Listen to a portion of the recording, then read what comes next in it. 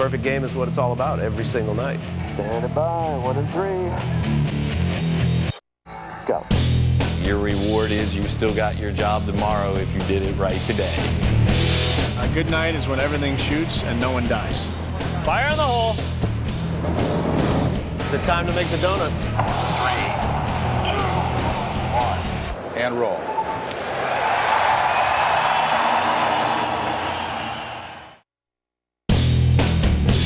The legendary Canadian rock band Rush has enjoyed an impressive record-breaking career that has spanned 3 decades and produced over 30 albums. All the while winning the respect of music critics and the hearts of devoted fans around the world. Since releasing their first album back in 1974, Rush has sold over 40 million records. They've toured the world many times over, selling out hundreds of live stadium-rocking shows. When guitarist Alex Lifeson, drummer Neil Peart, and lead vocalist, bassist Geddy Lee go on tour, they bring with them some heavy artillery. 7 tractor trailers hauling an entire stage production. Lights, video, pyro, sound, along with 40 men and women whose job it is to set it all up. Everything with red tape on the back goes stage right, downstage right. Run it. House lights go. 2, 1, and tear it down. All in the course of a grueling 18-hour day.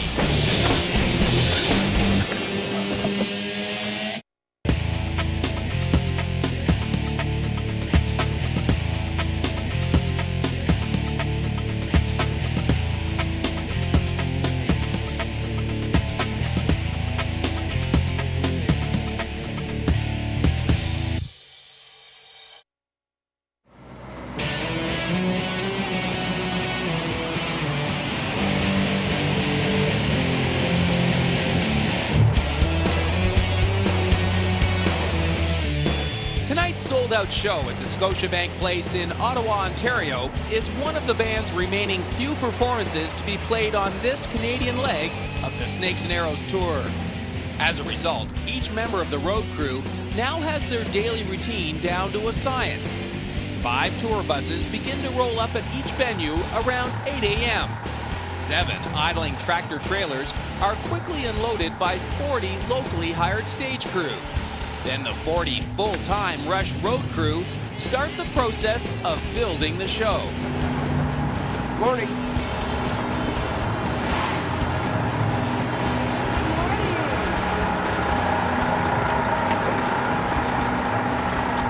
Beautiful day in Ottawa. If you've ever seen a Rush concert, then you know that the band loves to punctuate the delivery of the overall concert experience with a variety of on-stage video elements. Be it live in-house cameras, still photos, or short video clips. On this tour, 3 large state-of-the-art LED screens have been incorporated into the overall stage design. And during each show, it's up to video engineer Bob Larkin to deliver the content that fills those screens. You're going to see Bob standing like this a whole lot. Yep, I spend a lot of time just watching these guys work all day We're long. about done with my truck. I mean, isn't he a sexy too, isn't he? I am. Thank you. I'm the video engineer, or the EIC as they like to refer to it in the real business of television. So I'm responsible for how basically we produce the show video-wise every day. Out here on the road, we don't really have a big TV crew, so all of us wear lots of different hats. So then later in the day, I become like an AD / I'm the shader for the show. So I tweak the cameras and do all the white balance changes and things like that. This will be my 3rd Rush tour.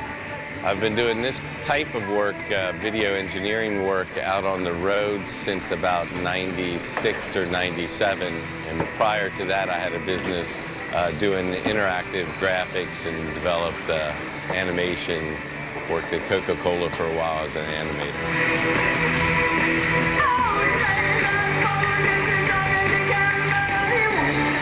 We come in and, you know, basically like every day is Groundhog Day except for the place where you get to do it. So every day you have to come in and make all those different decisions for that venue specifically.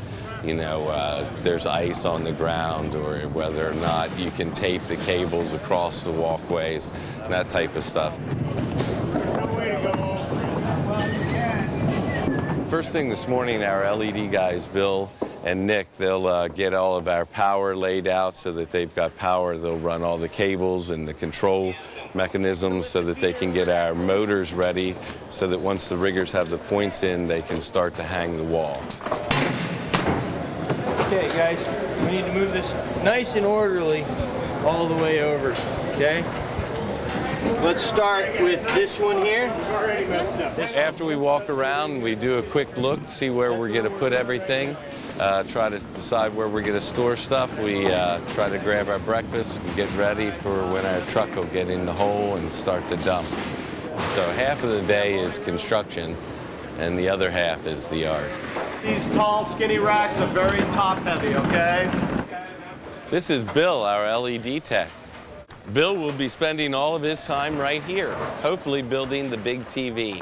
If I ever get my points, so. What we're trying to do now is figure out, after they get all the sound through, they'll swing this over and hopefully pull that 2-aught cable back so that then when the wall comes in, it'll roll in so that he can build it.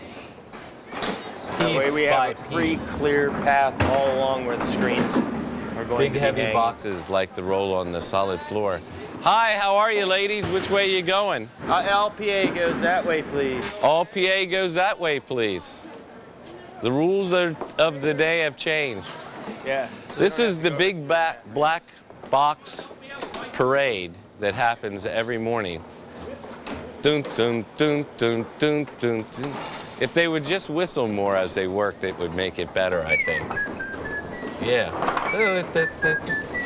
Every Disney song you ever thought of goes with this. There's 4 of us on the video team. There's Dave Davidian, who's the video director. So it starts with him. You know, he picks out a team of guys to help him get done what he needs to get done. How many more are you going to put there? All right, these are going to start going to the left, okay? These are all going to start going left, all right? To the left. I'm what you would call the video director, the IMAG director of the live show. We have the 3 screens that go up behind the stage. It entails the controlling of what images go to those screens, calling of the cameras, playing back of the, routing all the playback to the screens. I've been doing the showbiz, if you will, for about 35 years, and video for about 17 now. I was and still am a lighting designer and production designer, and I still do that as well, which was the first. I did that for 20 years or 18 years before a friend of mine told me that I call spots well, so I'd be good at calling cameras, so want to try it? And I said, sure, why not? All right, most of this stuff is going in the Zamboni area now. As far as the show itself, I mean, the show is comprised of, I would say, all equal parts. I mean, there's no singular, the lighting, sound. I mean, with no lights, you can't see anybody, no sound, you can't hear anybody. Video, I mean, I would say we're not as integral as those 2 elements. Obviously, if there's no video screen, they'll still see them, they'll still hear them.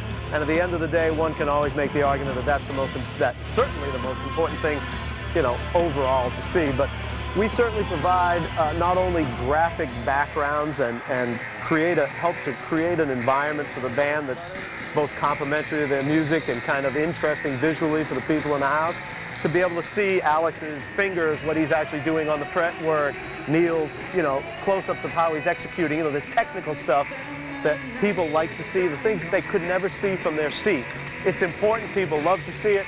I mean, I'd be lying if I told you, the show couldn't go on without it in the same respect that lighting and sound play. But, I think that everybody would miss it if it wasn't there.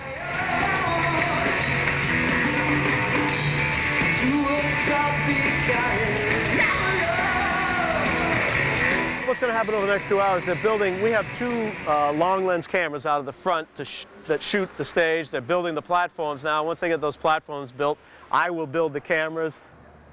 All right, I think we got risers here, guys. Let's go build.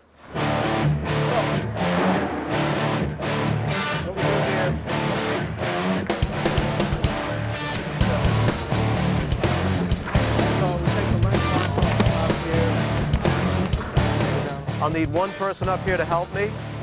Just set it right there on the corner of the riser, nice and gentle, please. That is more than a few. That's more than most people's houses cost, unfortunately. So what you have is you have an angle plate right here, and you have the corresponding match to that plate in the back right here. What we do is we line it up on the sides, we put it up so that it's a little bit of an upwards angle like this, and then we will gently lower it into place, all right? All I need you to do is hug it and provide lift for me, if you will.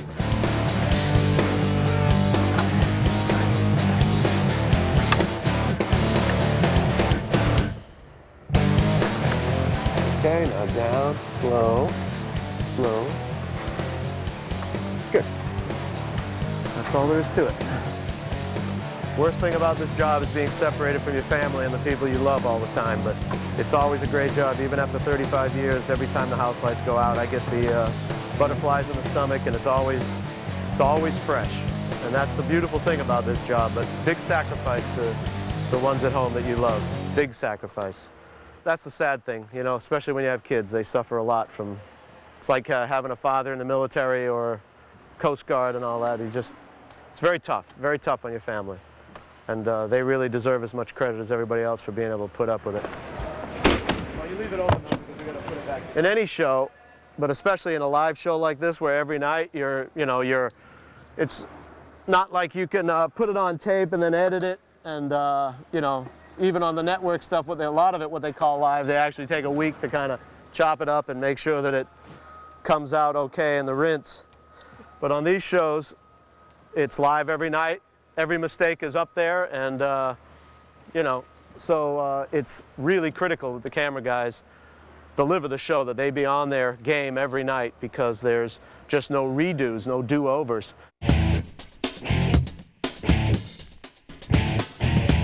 A boy and his camera.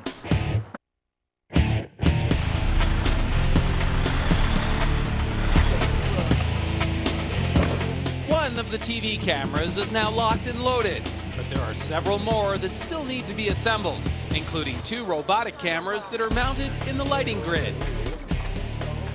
These are the POVs, point of view cameras. Meanwhile, there's still plenty of work left to be done in the makeshift control room.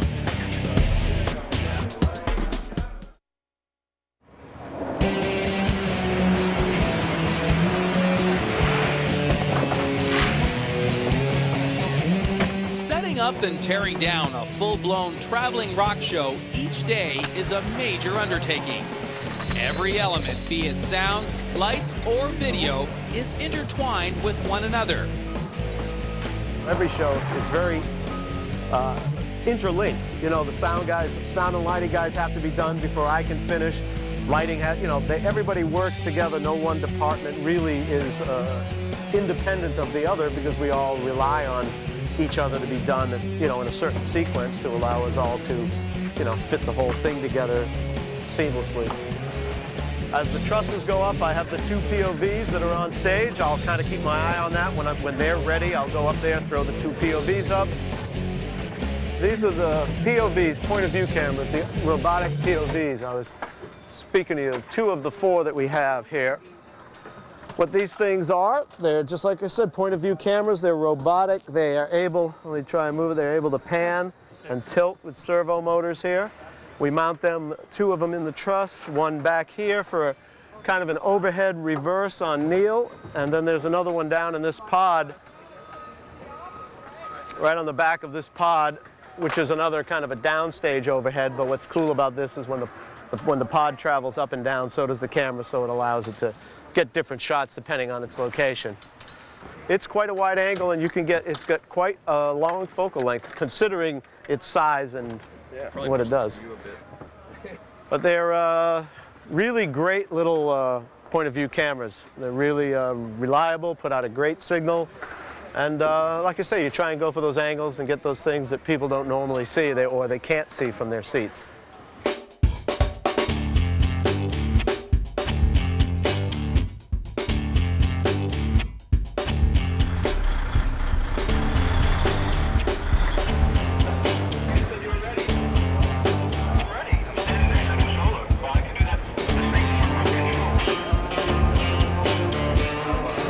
Be able to go over cable ramp with your caster. I can go over cable ramps with my casters. Okay, so what I do I want to choose to go over another cable ramp every day, putting more stress on those casters when I have a free open path over there? Don't have a free open path. They're still hanging motors. You could be building right now.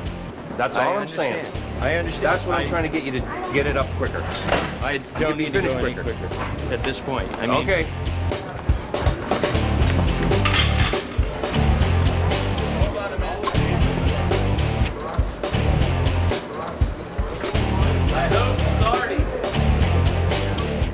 What he's doing now is checking the points to make sure they're in the right position for the bar so that when they clamp them together, there's no side tension. So we can line the pixels of the screen up. He's bothering the riggers is what he's doing. What are you guys doing?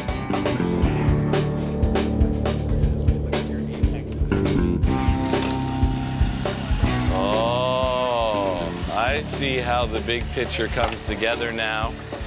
First, we raise the things up, and then we pull the chain, and then the chain lifts the heavy thing for us. Gotcha. Easier. Do you think it's easier? It's easier. We agree that the motors are easier, so we're waiting for the motors. Right now, we're basically getting the motors up and prepped for building the screens. On the bottom of each motor, we put a 10-foot piece of steel. That way the motor's up above the sight lines so people can't see them. And, you know, then we bring in the screens, we'll attach them, and we'll start erecting. Once we get going, everybody has their own little gig. It goes really quick.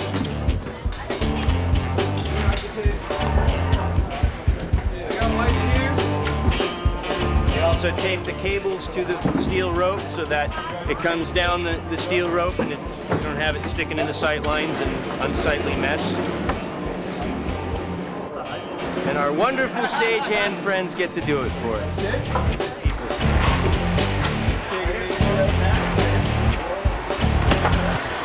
They are local stagehands from the Ottawa area.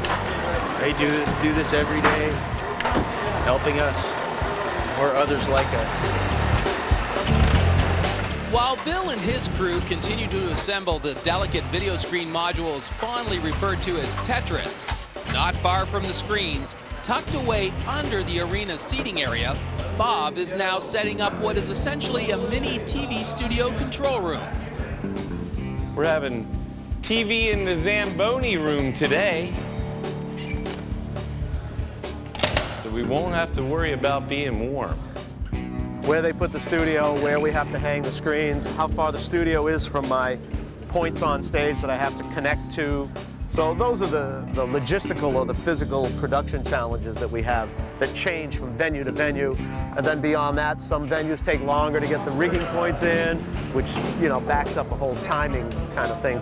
So long as we're within 300 meters of the cameras, we're good. So some days we're way out there. But most of the time we try to find a nice little quiet bomb or back spot. This one right here, this has got to lift up 3 feet before it moves in any direction. I got to run the cables from here all the way to the back where we saw the Zamboni machine, which is what we're talking about, logistics of cable running. And once I get to the stage there, I have to take into account where all the audio cables are, and I try and lay my cables down last because I usually come up first. So if I put them down right away, sometimes you get buried. You know, you can try and think about those kind of things.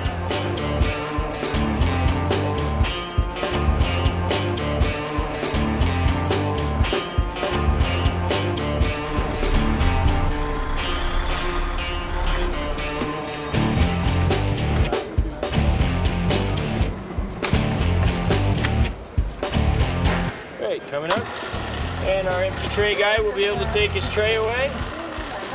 We give everybody a job, that way everybody feels needed. Okay guys, let's go ahead and bring that next one up underneath, please.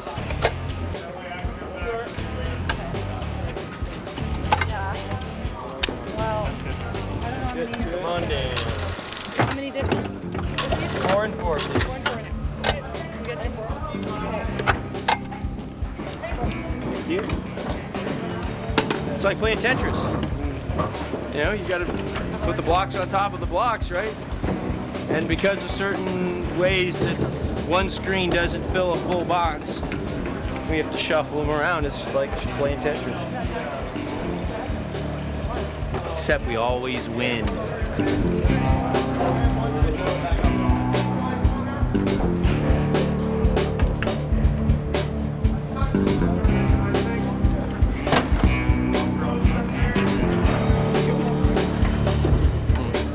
These are the data wires that gives the data to all these screens that connect to the video signals that we send to them, so that way we can make a big TV for everybody. My job is, we just got done putting the screen together, so my job is to actually do the cabling and connect them, the columns together to create one big screen.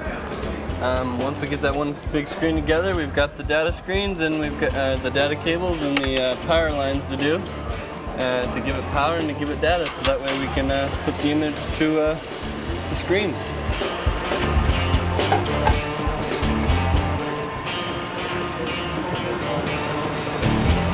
The screens, this is 10 millimeter LED screens. But as far as the size, we've got a 4x3 on the sides, two 4x3s on the sides, and then one 16x9 in the middle.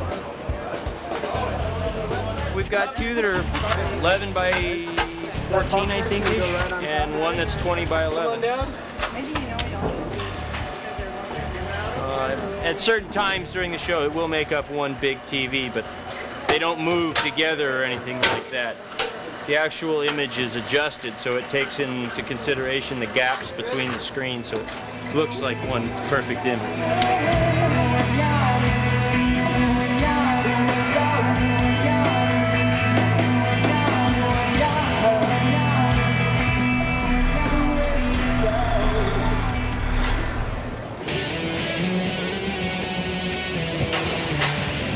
Another one of the live show's key visual elements that must be coordinated with the video playback are the lasers.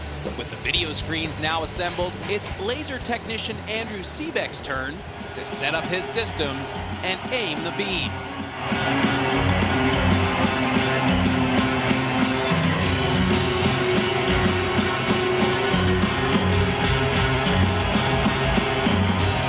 It was kind of a hobby I started doing 15 years ago. And started doing it full time. It was just something I started doing years ago, and I really enjoyed it and love it. It's a business you gotta love to do, because if you don't love it, you're in the wrong business. It's a lot of work. Pretty much every day, we gotta clean it up, tweak it up. Sometimes tune the lasers every day, clean the optics, every day. The pyro contaminates everything. The fog juice contaminates everything. So you gotta keep everything clean, because if it's not, it will burn the optics. There's one laser in each unit. It's one on stage left and stage right. Then what happens here from the computer, we control these little actuator arms that basically go into the beam, and we'll give you that. Basically, we have a beam splitter here. We split the beam 50-50, and this beam, the front beam, goes straight out into the house, and this beam goes up to the grid, to a mirror on the grid, which then in turn comes back down to the stage and goes out into the house. And we have other effects in here. This is like a diffraction grading effect, and this basically does a multi-line effect that comes down. It's like a fan effect.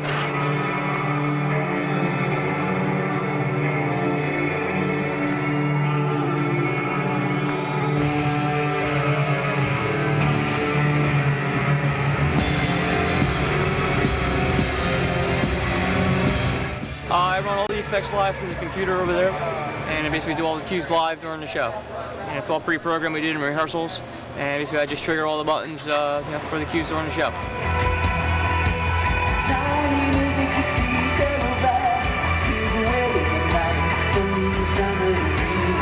These guys run about 60 watts, think we'd want them between like 40 and 60. You know, when you're indoors, you don't really need to do 60 watts. You know, it's too much light. Yep, it'll burn you. New piece of black gaff tape.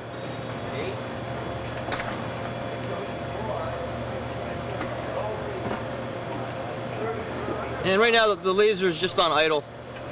It's not up to full show power.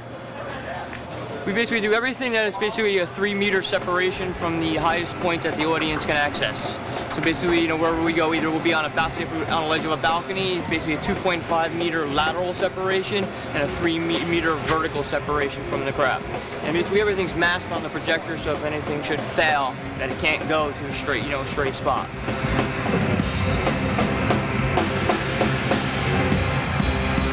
There's no margin of error. It's got to be perfect or it doesn't work.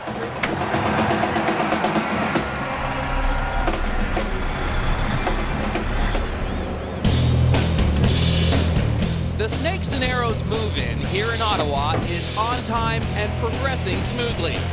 However, things are about to heat up. All right, here we go. Stand by for pyro test. Fire on the hole.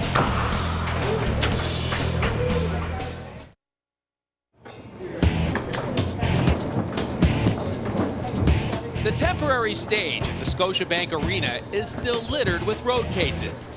However, the tour's 3 massive video screens are now hanging high above the stage.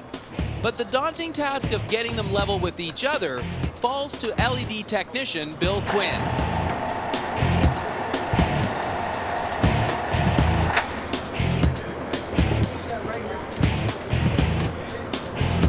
I'm doing what we call trimming the screen, where you set the height and make sure they're level and that there's no stair step between all the pixels that throw the image off, which is the hardest part of my day. It takes me longer because the motors, there's so many motors close together, they tend to lift each other up. So if one lifts the other, it angles the one next to it so it doesn't align correctly with the one next to that. So it takes us a while to get through and finally get it all trimmed out. This is a disto laser level. It tells us exactly how high off of the floor I am. Basically, we set it at a 5-foot deck because our average stage is 5 feet off the ground. And so it takes a measurement from there up. And so I set it basically at 10 feet here, it's actually at 15. And so first thing we do is get it level, and then we try and work the middle to where they're level with the outer sides. And it takes us a few times until it's all settled into its happy home.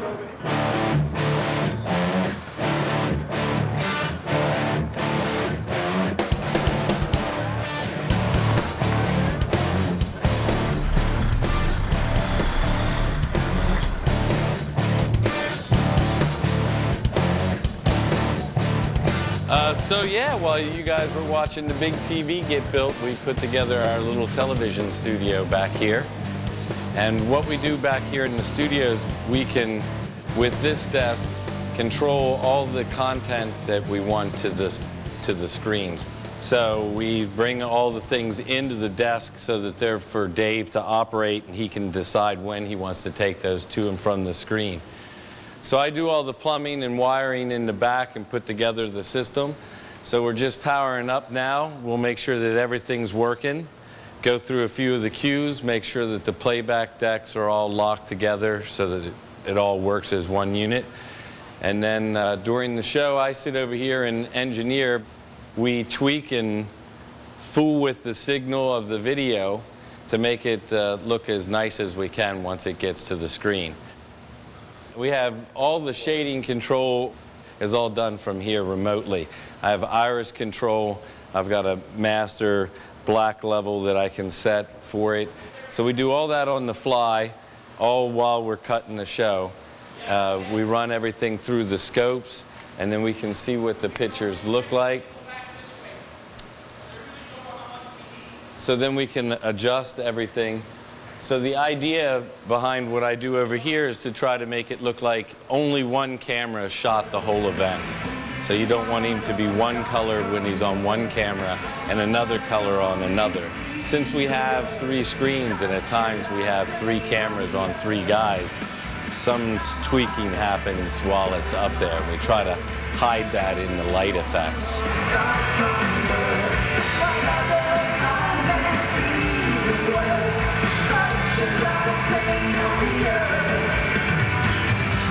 So on this side, we get the signals and fix them, and on this side, we deliver that media out to the screens.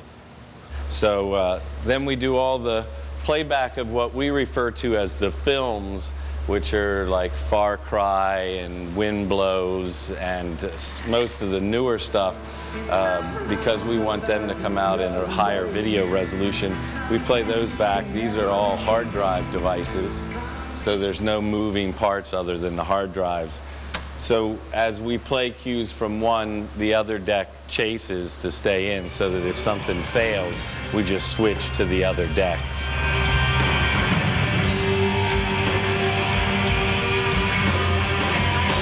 The songs with lasers in, we try not to do a lot of bright video behind or any video at all, so that then the lasers don't get blown out by the screens.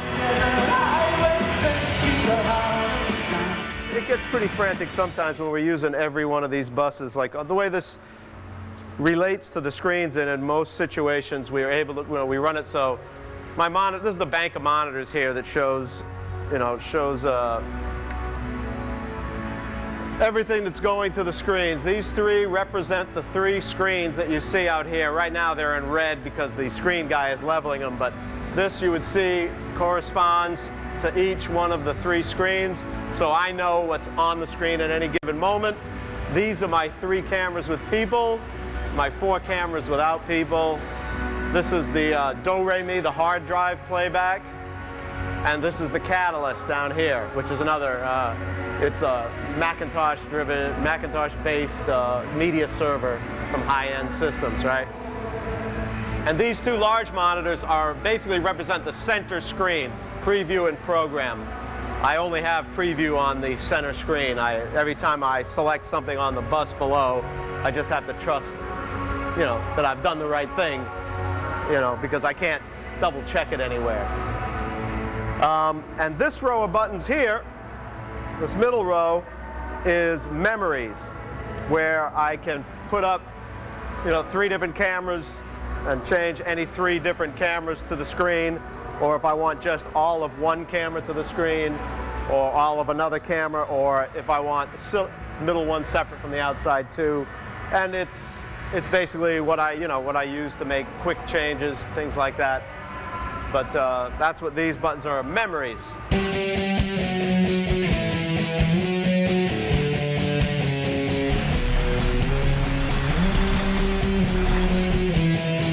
These days, the use of high-tech pyro effects are fairly common in large rock shows. On this tour, the man responsible for all of the stage explosions and flames is John Aerosmith. Never put your head over the product when you're plugging it in. This case goes off. Could be bad. Well, on this particular tour, when we started rehearsals, Howard Ungerleider and I had a chat about what he had in mind and what I had in mind. And, I'm a big Rush fan, so I knew the music. And we just came up with a plan, and off we go. These are the Dragon heads. You got your spark, ignites the gas for the pilot light. And we have this fancy little ice sensor here, this purple gadget, that looks for the flame. And if there's no flame, it shuts the whole system down. It's sort of like a home furnace, where it lights the pilot light and heats your home. Same idea, but this is more fun. So I'm just gonna hook this up so I don't forget. So quick connects. There are 8 heads, 8 propane heads, Dragon heads we call them, on stage in various locations. We got our the pilot light line, and then the main gas line. And then we have spark plug line.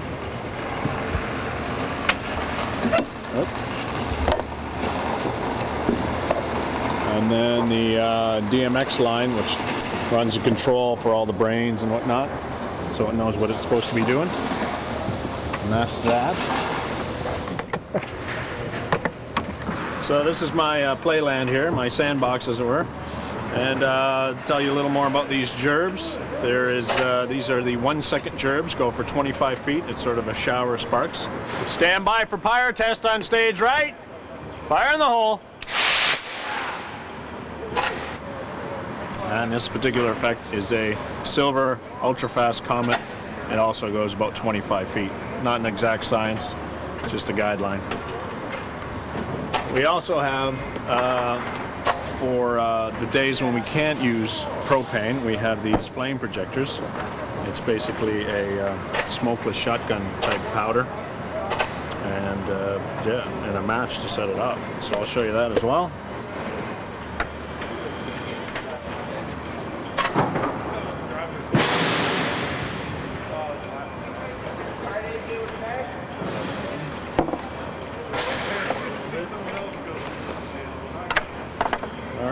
This will be warm, so you might want to step back just a hair. All right, flame projector, fire in the hole. Safety-wise, probably the most important thing is common sense, really. You know, just being aware of your surroundings, where stuff is shooting, so it's not ricocheting off anything and flying into the drums, for example. Is the fireballs that we have. These are used during One Little Victory. If you've seen on the screen, the dragon blows the fireball over the stage right, and I shoot this off to simulate it actually hitting the stage.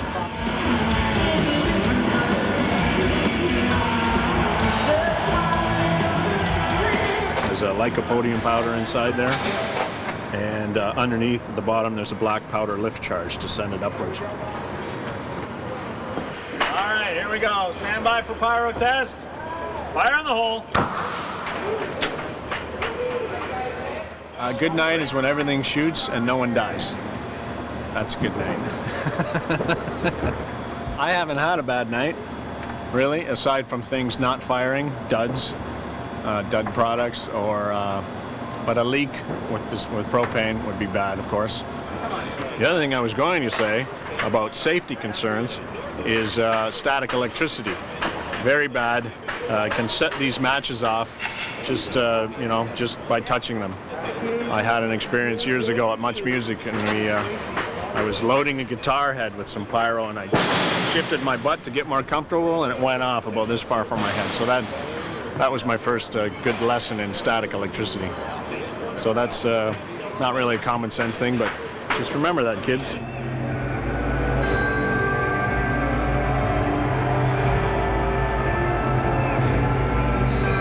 That magic moment for me is the roar of the crowd, when the kids are just in astonishment over the big pyrotechnic show.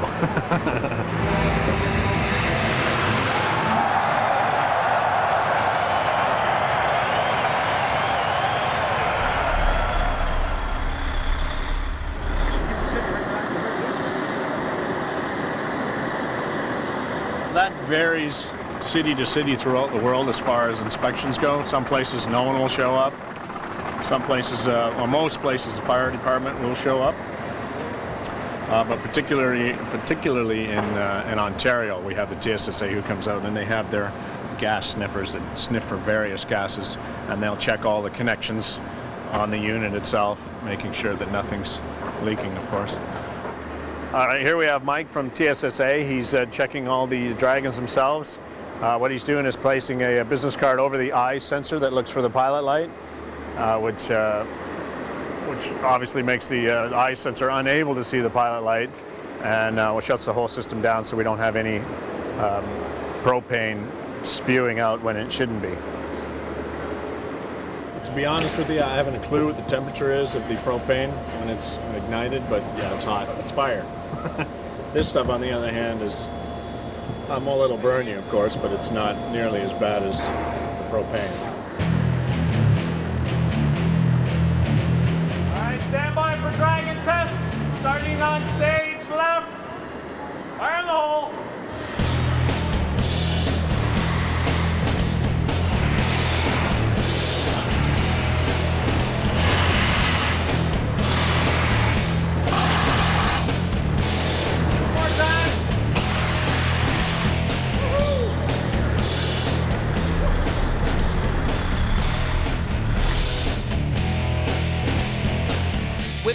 minutes to showtime, all of the key visual elements are set for tonight. Now all that's left for the road crew to do is to put their game faces on. It's really critical that the camera guys deliver the show, that they be on their game every night, because there's just no redos, no do-overs.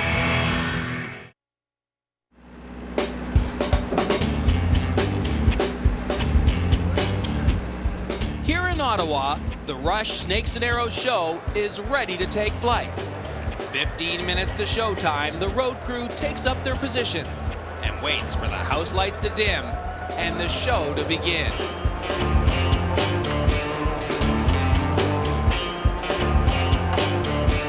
I always come in about 10 to 15 minutes before the show. Just do stupid little idiosyncratic things like arrange my glasses, take a look at this, put my water here, you know, double check this, just the kind of thing where I kind of, you know, wash myself of what I'm thinking about, and just kind of put myself here, you know, put myself in what I'm doing now.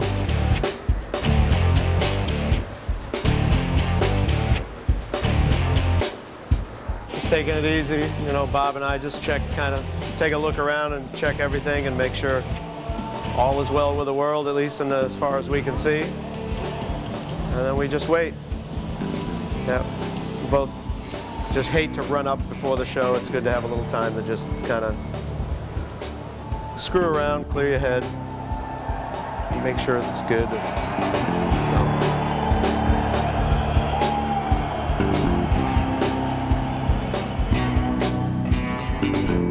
Why do I do this? It's active avoidance of having a real job.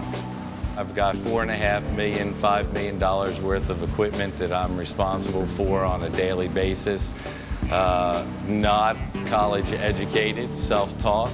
So, you know, it's really the only place where I could get a job with that kind of responsibility. For me, I love it. There's, you know, the excitement of the live show. There's the hustle and bustle of it. You know, so long as nobody's complaining, we get to do whatever we want. So that's kind of nice. It's time to make the donuts. The squirrels have been fed, and the dragon is breathing the mighty fire. Soon the screen will be unleashed and the graphics will flow.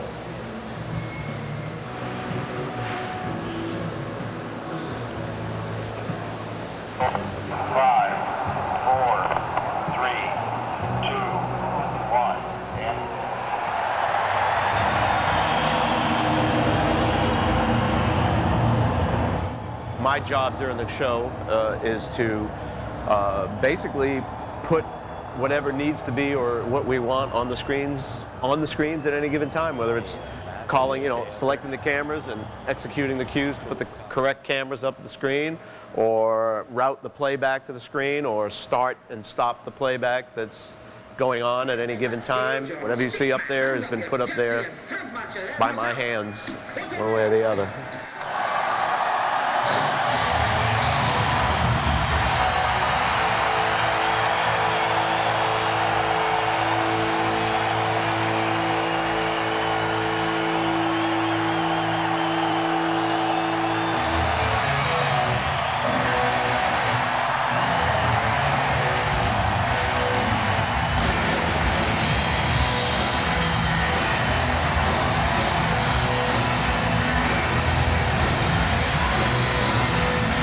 It's really critical that the camera guys deliver the show, that they be on their game every night, because there's just no redos, no do-overs. And these three guys that we have out here do an amazing job.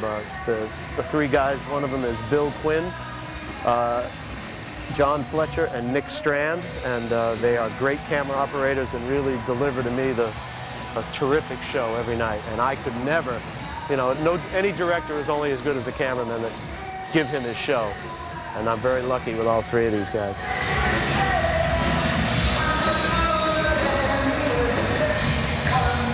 It's a good gig. We basically just point the camera, keep it in focus, do movements so that it gives it some depth. First concert I ever went to was a Rush show. Yeah, it was great. ever since then, I've been working towards this moment. Only reason I run a camera is because that's what needed to be done to get here.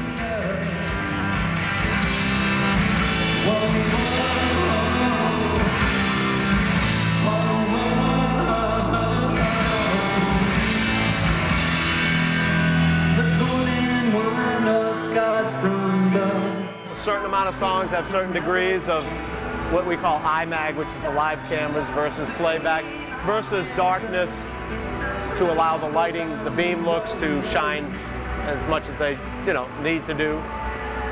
And which is good because variety, is the most desired thing. If we were to have all 3 screens on all the time, it would lose its impact. So when you take away and sometimes we run a song with just the center screen, sometimes, left and right, breaks the monotony up. We try and keep it as interesting as possible, or not to have people think they've seen it all by the time the first half is over, Some are blessed and some are cursed.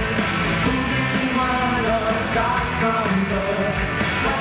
My involvement comes with the execution points, where to line it up, where to roll it in, how to kind of massage it so it lines up with certain musical cues in the show that, the video element hits at that exact moment. Because none of it is done with click track, or none of it is triggered by, timing device on stage. They play live, they play completely unencumbered by any kind of click track or anything like that. So everything I have to do has to be live and executed by feel.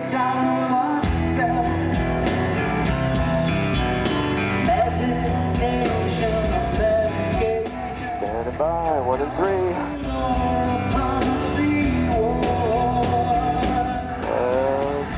Go.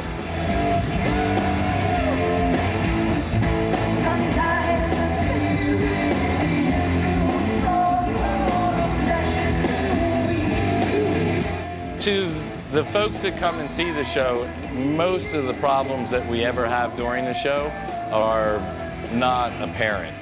Other than if we have a huge catastrophe, like on Vapor Trails, we had a lightning strike and it blew down through the screen processors, so they went all nice and pink. So for about 4.5 minutes, which doesn't really seem like a long time, but it's infinitely long when a lot of people are asking you what's going on. So now and then things go wrong, but for the most part, knock on wood, we suffer through each evening.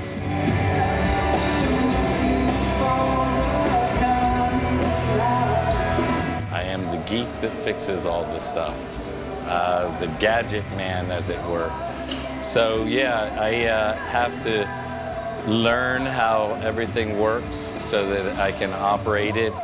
So other than setting it up and maintaining it, then I operate it and ultimately am responsible for when it goes horribly wrong. Not if it goes horribly wrong, when it goes horribly wrong.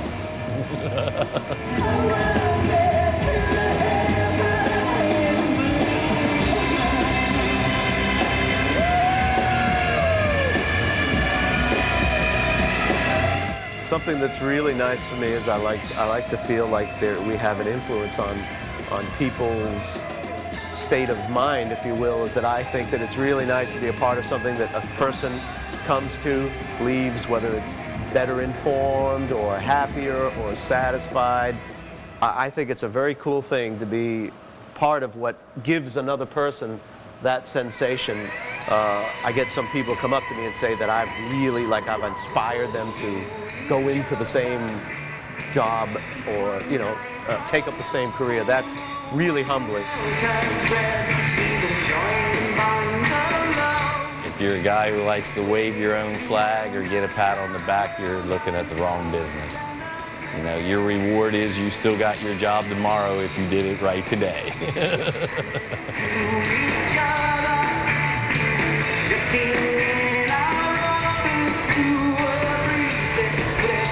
All you want to do is, not make a mistake. That's really what, that's what it's all about. You want it to be perfect.